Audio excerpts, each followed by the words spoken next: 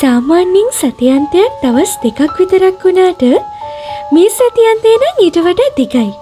ඒකට හේතුව ඡන්ද නිවාඩුවත් එක්ක සතියන්ත නිවාඩුවත් එකට හම්බුණු නිසා. නිවාඩුවක් කිව්වට මේක ඇත්තටම නිවාඩුවක් නෙමෙයි. ඒ ලෙක්චර්ස් ඩිස්කෂන් ඔන්ලයින් තියෙන නිසා. අද උදේ 10ටත් ඩිස්කෂන් එකක් තියෙනවා.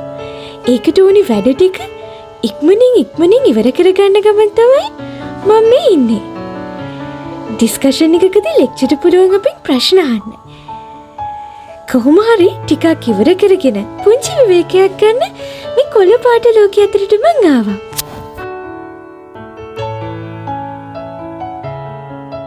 මම මේ දැන් ඉන්නේ ඩිස්කෂන් එක පටන් ගන්නකම්.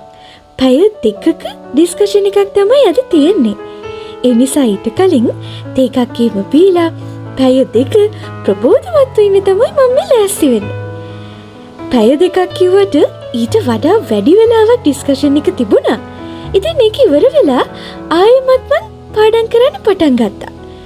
දැන් දවල් ඒ නිසා ඉරේලිය ජනෙල් රෙදි අතරින් හරි ලස්සනට මේසට වැටෙනවා. එතකොට පාඩම් කරන්න හරියට තවත් ආස හිතෙනවා. ටැබ් එකකින් ෆෝන් එකකින් පොත් වලින් හැම තැනින්ම බලලා ඕනේ තොරතුරු එකතු කරගන්න ඕනේ. ඊට පස්සේ මං කාලා නාලා හැම ආයෙ පොට්ටක් ඇවිදින්න ගියා. දැක්කද මුගටියා?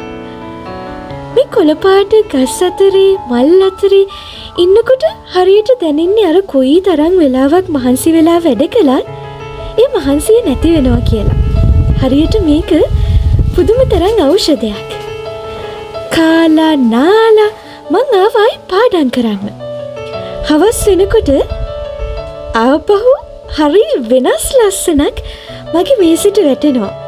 දවස් 90 ඉතින් එහෙම එක වෙලාවට එක ලස්සන දර්ශන බලාගෙන පාඩම් වැඩ ටික ඉවර කරගෙන යනකොට දවස් අන්තිමට මටම සතුටු වෙන්න පුළුවන් මං ලොකු වැඩක් කළා නේද කියලා. කොයිතරම් මහන්සි වුණත් ඒ සතුට දවස් අන්තිමට ගන්න මං හරිම කැමතියි. බලන්නකෝ දැන් කහ පාට නැති වෙලා නිල් පාට වෙලා. මං හිතනවා ඔයාලා හැමෝම ගොඩක් කැමැත්තෙන් සතුටින් අද ලොග් එක බලන්න ඇති කියලා. මේ ගැන ඔයාලගේ අදහසත් කමෙන්ට් එකක් විදිහට දාලා channel එක subscribe කරන්න.